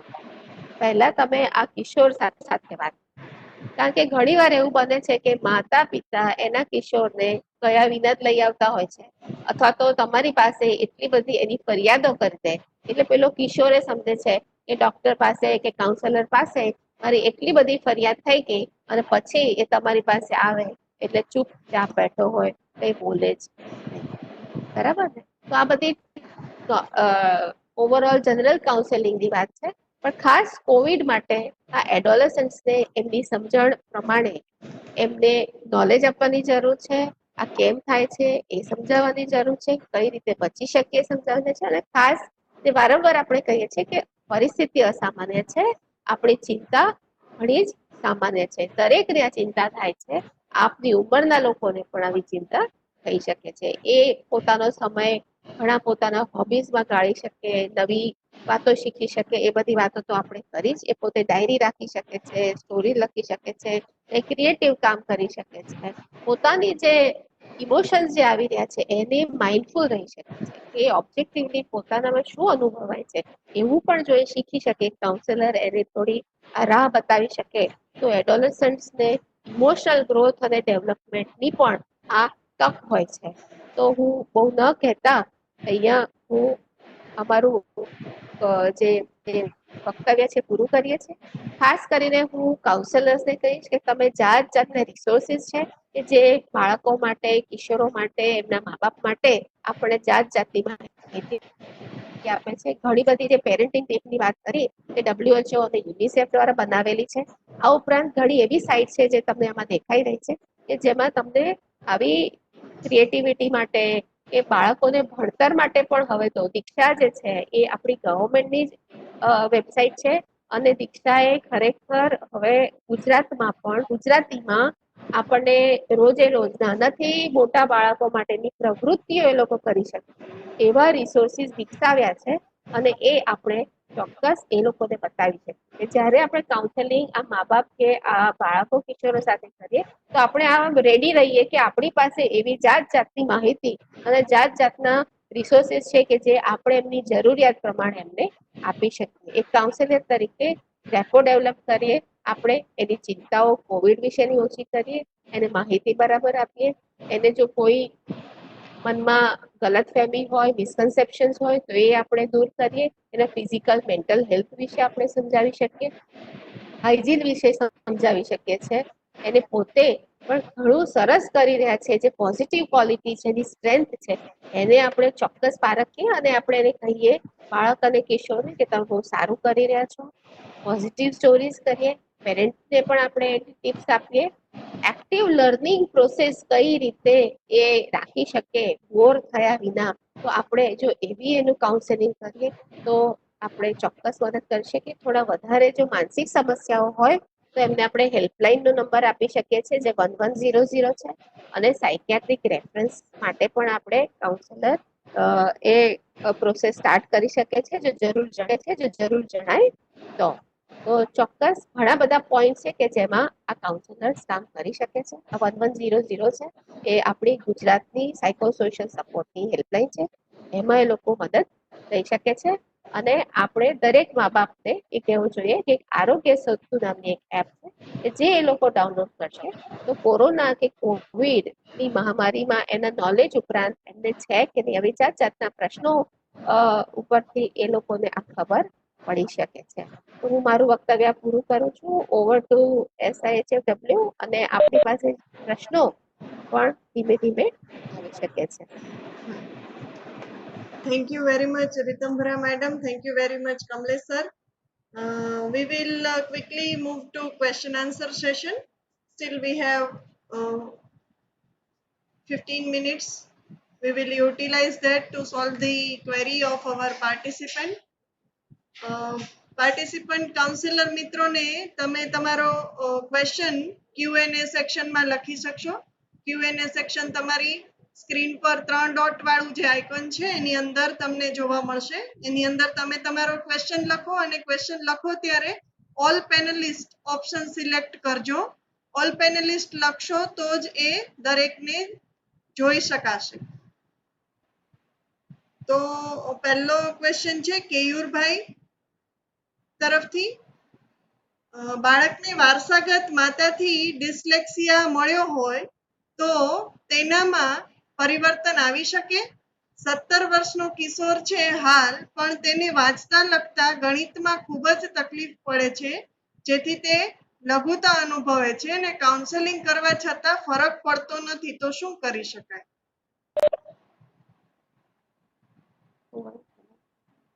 ખાસ ડિસ્લેક્સિયા એટલે કે સ્પેસિફિક લર્નિંગ ડિસેબિલિટી એટલે કોઈને ગણિતમાં, કોઈને ભાષામાં, લખવામાં, વાંચવામાં કોઈ તકલીફો હોય એને આપણે ડિસ્લેક્સિયા કહીએ છીએ. આપ સૌ અત્યારે એકચ્યુઅલી સમય ઓછો છે કે હું તમને ડિસ્લેક્સિયા વિશે વધારે કહી શકું, પરંતુ ડિસ્લેક્સિયામાં એનું ઓળખ કરવી એ જરૂરી છે, જેને માટે સાયકોલોજીસ્ટ અને સાયકિયાટ્રિસ્ટ મદદ કરી શકે છે. ગણિતનું કે કોઈ પણ ડિસ્લેક્સિયા હોય તો પણ એમાં રિમેડિયલ એજ્યુકેશન થઈ શકે છે, એટલે કે એ બાળકની કયા લેવલે એની એક્ટિવિટી છે અને કેટલું એ સમજી શકે છે, ક્યાં એને મુશ્કેલી છે એ સમજીને સાયકોલોજીસ્ટ એને રેમેડિયલ એજ્યુકેશન આપતા હોય છે. ઘણી સ્કૂલોમાં એને માટે સ્પેશિયલ એજ્યુકેટર્સ પણ હોય છે કે જે લોકો એમને આ ટ્રેનિંગ આપી શકે છે. આ બહુ લાંબી ચાલતી ટ્રેનિંગ છે. હવે 17 વર્ષનો થઈ ગયો છે કિશોર, છતાં પણ જો ગણિતમાં બહુ તકલીફ પડતી હોય તો આપણે એ સ્વીકારીને ચાલવું જોઈએ કે એને બહુ વધારે એની પાછળ એને સમય ગાળવાની જરૂર નથી, કારણ કે વારંવાર એ કોશિશ કરશે કે હું શીખું, અને એ બધું પછી પણ જો એ નહીં કરી શકે તો એ હતાશ થશે, નિરાશ થશે, અને પછી એને એમ લાગશે કે હવે હું કઈ નહીં કરી શકું, હું બુદ્ધિ વિનાનો છું. તો આવી ઇમોશનલ તકલીફો ચાલુ છે. એના કરતા સારું એ છે કે દરેક મા બાપ પણ એ કિશોર સાથે જોડાય, આ વાતનો સ્વીકાર કરે કે હા થોડી ઘણી ગણિતની તકલીફો છે, તો હવે તો NIOS એ એવી જગ્યા છે કે એ લોકો ગણિત સિવાય બીજા વિષયો લઈને પણ 10મા 12માની પરીક્ષા આપી શકે છે, અને એ જે વિષયોમાં સારો છે એમાં એ આગળ વધે.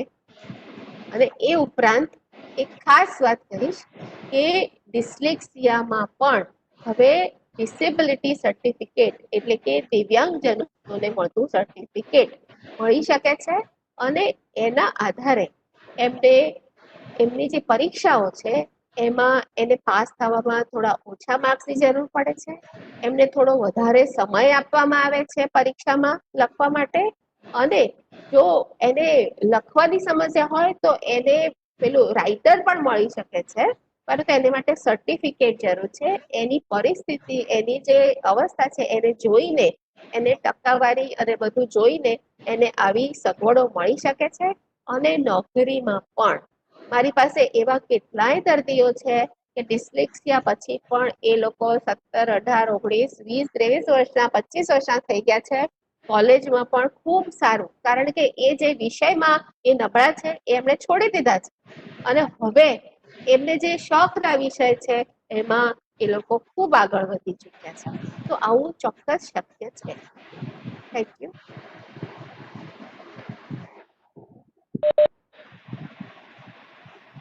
આર્ચી ઇઝ આસ્કિંગ, લોકડાઉનના સમયમાં 5 વર્ષથી નાના બાળકને બીજા મોટા બાળકોની દેખાદેખીમાં મોબાઈલ રમવાની જીદ આવવા લાગી છે. કમલેશ આમ જોવા જઈએ તો આનો તો બહુ સાદો ઉકેલ છે કે મોટા બાળકો જે છે એમણે મોબાઈલ રમવાનું ઓછું કરી દેવું જોઈએ. એટલે ઘરની અંદર જ એવું ડિસિપ્લિન રાખવું જોઈએ કે બે બાળકો હોય આપણે, કે એક મોટું બાળક છે અને એક નાનું બાળક છે, તો જે મોબાઈલના અવર્સ છે એ બંને માટે સરખાવવા જોઈએ. તો આ દેખાદેખીનો પ્રશ્ન થાય નહીં. ઘણીવાર એવી સમસ્યાઓ થઈ શકે કે ધારો કે અત્યારે મોટું બાળક છે તે 12મા ધોરણમાં છે, હવે એનો અભ્યાસ છે એને ઓનલાઈન ટીચિંગ ચાલી રહ્યું છે, તો આપણે બાળકને, જે નાના બાળક છે ને, સમજાવી શકીએ કે ટીચિંગ માટે કરી રહ્યો છે અને જે તે ગેમ રમવા માટે કરી રહ્યો છે. તો આ બંને વચ્ચે ડિફરન્સ છે, એ પણ આપણે બાળકને શાંતિથી, પ્રેમથી સમજાવવામાં આવે કે મોટું બાળક છે તે જે મોબાઈલનો યુઝ કરે છે કે કમ્પ્યુટરનો યુઝ કરે છે એનો પર્પઝ અલગ છે. તારો પર્પઝ જે છે તે વિડીયો ગેમ્સ રમવા માટેનો છે, અને પેલાનો પર્પઝ છે તે ઓનલાઈન નીટના ક્લાસીસ માટેનો છે. તો આ બે વચ્ચે પણ જો આપણે સમજણ આવું કઈ હોય તો, પણ જો મોટો પણ એવો જ હોય અને ખાલી એ પણ વિડીયો ગેમ રમતો હોય, તો બંનેને અટેન્ડ કરવાનો જે સમય છે તે ઓછો કરવા માટે બંનેને આપણે સૂચના આપવી જોઈએ. Justice is very important when we are dealing with 2 kids. જ્યારે બે બાળકો ઘરમાં હોય ત્યારે એક બાળકને એવું ન થવું જોઈએ કે હું આ વાલો છે અને હું દવલો છું. તો વાલા દવલાની રીતે જો બાળકને એવું સમજાવવા માંડે, આપણે હોઈએ નહીં, પણ ઘણીવાર બાળકોને એવું લાગવા માંડતું હોય છે કે આને મારે વધારે મમ્મી ફેવર કરે, મને ઓછું ફેવર કરે. આ પ્રકારની જે વૃત્તિ બાળકોમાં થાય છે, એમાં ઘણીવાર મા બાપ પણ જાણીએ અજાણીએ સહભાગી બની જતા હોય છે, અથવા તો ઘણીવાર એ લોકો સાચી વાત સાચી રીતે કરવામાં ઉણો એ લોકો કરી દે છે, અને એના કારણે એ લોકોને એવું થાય છે કે મમ્મી પપ્પાએ મને ન સાચવ્યો, મોટાને બહુ સાચવ્યો. આવી ભાવનાઓ ઘણા મોટેરાઓમાં પણ જોવા મળે છે. ધર્મિષ્ઠા ડાંગર એવું પૂછે છે, જો બાળક ચીડિયું થઈ જાય તો તેનું ચીડિયાપણું કેવી રીતે દૂર કરવું?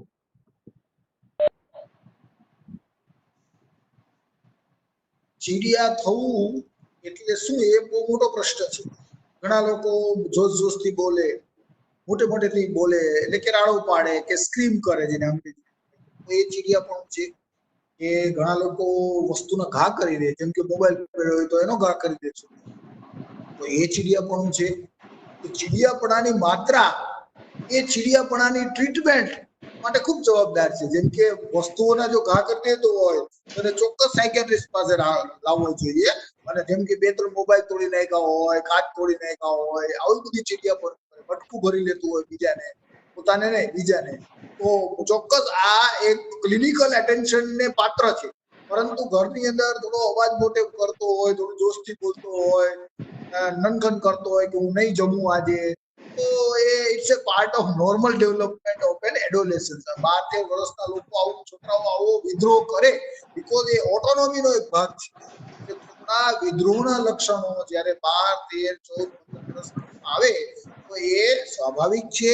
એને ક્લિનિકલ એટેન્શનની જરૂર નથી, પરંતુ જો એની ઇન્ટેન્સિટી વધારે હોય, કે જે તોડફોડ કરી નાખતા હોય, કે ટીવી તોડી નાખ્યું, કે મોબાઈલ તોડી નાખ્યા, કે મમ્મીને મારવા માંડ્યા, પપ્પાને સામે ગાળો બોલવા માંડ્યા, કે એકદમ જ એબનોર્મલ થોડું વર્તન કરવા માંડ્યા, તો ચોક્કસ આપણે એને સાયકેટ્રિસ્ટ પાસે લાવવું જોઈએ અને આપણે એને કાઉન્સેલિંગ કરવું જોઈએ.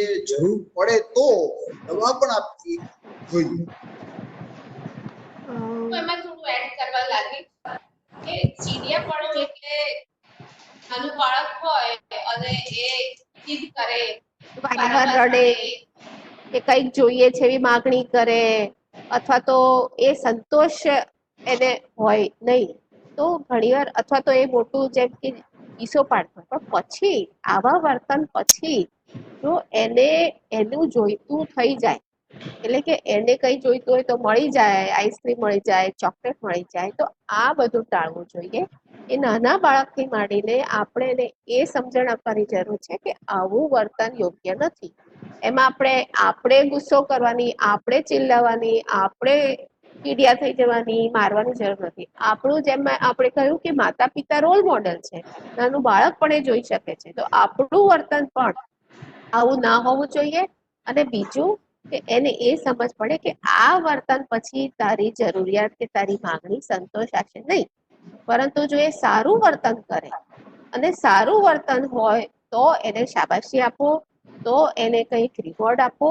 જો સારું વર્તન વધતું જશે તો ઓટોમેટિક એનું જે બેડ બિહેવિયર જે છે, ખરાબ વર્તન છે, એ ઓછું ને ઓછું જ થતું જશે. આ એક લાંબા ગાળાની પ્રક્રિયા છે. એક દિવસમાં કે મારી 5 મિનિટ કહેવામાં એના જવાબ મળશે નહીં. એને માટે મા બાપે આમાં આ પ્રક્રિયામાંથી પસાર થવાની જરૂર છે. પોતાનું વર્તન અને પોતે કેવા રિસ્પોન્સીસ આપે છે એ સમજી બદલી, વાતાવરણ બદલાય, તમારા માતા પિતાના રિસ્પોન્સીસ બદલાય, ત્યારે એ બાળકનું વર્તન બદલાશે. બીજા ક્વેશ્ચન નહીં લઈશું.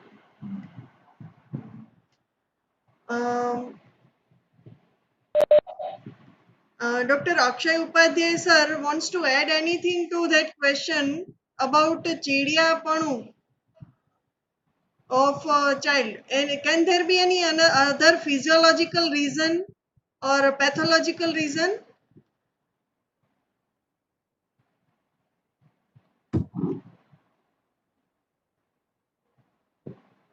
વસ્તુ છે, પણ જેમ મેડમે કીધું ને કે parents are the role models for a child, અને એમાં મેં જે થોડુંક વાંચ્યું છે એમાં મને એવું જાણવા મળ્યું છે કે જે બાળકો અને માતા પિતા વચ્ચે સંબંધ જો સારો હોય છે તો એ બાળકોની અંદર બાકી બધા ઘણા બધા પ્રશ્નો જે છે એ જાતે જ ઘટી જતા હોય છે.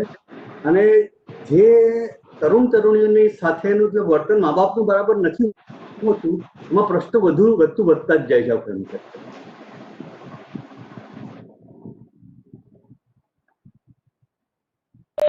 We will take one or two more question. આ કોરોના મહામારીના કારણે બાળકો ઘરે જ રહેતા હોય છે, તો 12 થી 18 વર્ષની ઉંમરના કિશોરો તેને બાયપોલર મૂડ ડિસઓર્ડર સમસ્યા ઊભી થાય કે નહીં, અને જો થતું હોય તો કેવા પ્રકારના મૂડ એમના વર્તનમાં આવી શકે છે અને તેના માટે શું કરવું જોઈએ? આપણે સૌએ એટલું સમજી જવાની જરૂર છે કે ગંભીર પ્રકારની માનસિક બીમારી એટલે કે આ બાયપોલર મૂડ ડિસઓર્ડર, સ્કિઝોફ્રેનિયા કે ઇવન ડિપ્રેશન, આ બધા ફક્ત આવી પરિસ્થિતિ સર્જાવાથી કે સ્ટ્રેસ થવાથી થતા નથી.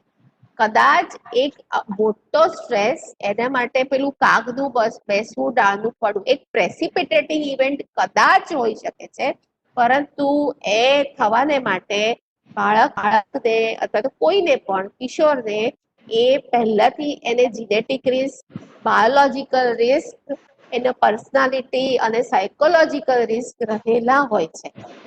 એ પછી આ એ તો છેલ્લું એક કહેવાય ને કે છેલ્લો ભાર છે કે જેનાથી કદાચ એ ચાલુ થાય. તો એવું ડરવાની જરૂર નથી કે કોરોનાની મહામારીને લીધે કોઈને પણ માનસિક બીમારીઓ શરૂ થઈ જાય છે. અને ધારો કે તમારે ઓળખવું હોય કે આવું બાયપોલર મૂડ ડિસઓર્ડર, તો એ એકદમ અલગ અને એકદમ એનું બિહેવિયર બદલાઈ જાય છે. બાયપોલર ડિસઓર્ડરમાં બે પ્રકારના બે ધ્રુવ જોવા મળે છે, પોલ છે બે, એક બાજુ ડિપ્રેશન છે અને એક બાજુ મેનિયા છે.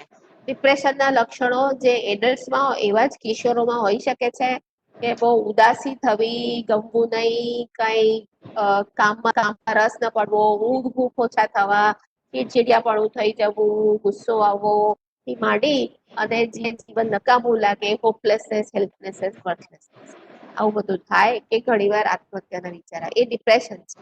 અને બીજી બાજુ જે છે કે મેનિયા, મેનિયા એટલે કે ઉન્માદ. તો એમાં અઠવાડિયું કે એથી વધારે સતત હાઈ મૂડ એટલે કે એ વ્યક્તિ એટલો બધો વધારે ખુશમાં, આનંદમાં અને એના વર્તન વ્યવહારમાં પણ એવી જ રીતે ફેરફાર આવે છે કે બહુ વધારે પડતું કામ કરવા લાગી જાય, બહાર ફરવા લાગી જાય, મિત્રો સાથે વાતો કરવા લાગી જાય, મોટી મોટી વાતો કરે, બહુ પૈસા ખર્ચવાની વાતો કરે, આવા બધા લક્ષણો હોય. ઊંઘ પણ ઓછી થઈ જાય. પણ તમારે કોરોનાથી આવું કાંઈ પણ થશે એવું ચિંતા રાખવાની જરૂર. So there are so many other questions because of lack of time. It's already 1 o'clock afternoon. So we will have to conclude this session. Dr. Rajesh Gopal sir is there with us. Sir, would you like to say a few words to our participants and panelists?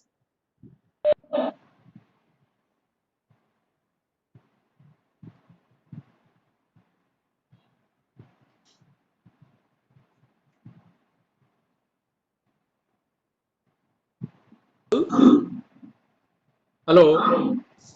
Yes, sir. Yes, hello. sir. Yes, sir. You are audible. हाँ, मैं सबसे पहले doctor Ritambara, doctor Kamlesh, doctor Akshay और आपको लिपि Ben बहुत बहुत धन्यवाद देना चाहूँगा. It was an excellent session, बहुत ही इंटरेक्टिव, पार्टिसिपेटरी, और ये सबसे ज़्यादा ये चीज़ कि बहुत से प्रश्न लोगों के दिमाग में है. तो मैं अपने सभी काउंसलर भाई बहनों से अनुरोध करूँगा कि आप लोग इसी श्रद्धा, इसी निष्ठा के साथ में जो हमारे आगामी और भी सेशन है उसको रेगुलरली अटेंड करते रहिए.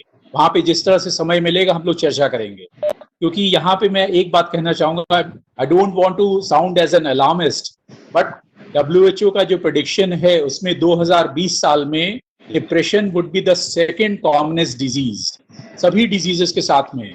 और ये जो हमारी एक असामान्य परिस्थिति है जिसका असर हम सब के ऊपर पड़ेगा ही, चाहे हम डॉक्टर हों, चाहे नर्स हों, चाहे टीचर हों, चाहे एडोलेसेंट हो, कहीं पर भी हो, हमारे ऊपर उसका असर पड़ेगा. और एक ऐसी संभावना है कि इसके कोविड-19 की पूरा होने से पहले भी थोड़ा सा कुछ मानसिक परेशानियां बाहर निकल के आएंगी. कई बार जो ऑलरेडी एग्जिस्टिंग है उनका प्रेसिपिटेशन होगा और थोड़ा सा डिप्रेशन, एंजाइटी इन सबका बढ़ेगा. तो हम लोग एक काउंसलर की तरह से सिर्फ एक काउंसलिंग के बारे में नहीं, अपने परिवार, अपने समाज, हमारे साथ जितने लोग जुड़े हैं उनको इसके साथ में जोड़ें, जिससे कि ज्यादा हम एक इफेक्टिव तरीके से इन सब इश्यूज को एड्रेस कर सकें. तो बहुत बहुत शुभकामनाएं और बहुत बहुत धन्यवाद एक अच्छे सेशन के लिए. Thank you so much. Thank you. Thank you very much. Thank you, our participants. There are so many questions remaining. We will convey your questions to our different panelists, and you can get their answers in your email also. Your email ID are there with us. So don't worry, we will convey the answers to your questions. So now we will conclude this session. Bye everyone. See you tomorrow with a new topic on psychosocial issues. આવતીકાલે 11:30 વાગે આપણે social stigma with COVID-19 વિશે વાત કરીશું. તો બધા councillor મિત્રો ને જોડાવવા માટે વિનંતી છે. Thank you very much. Thank you everyone. Thank you.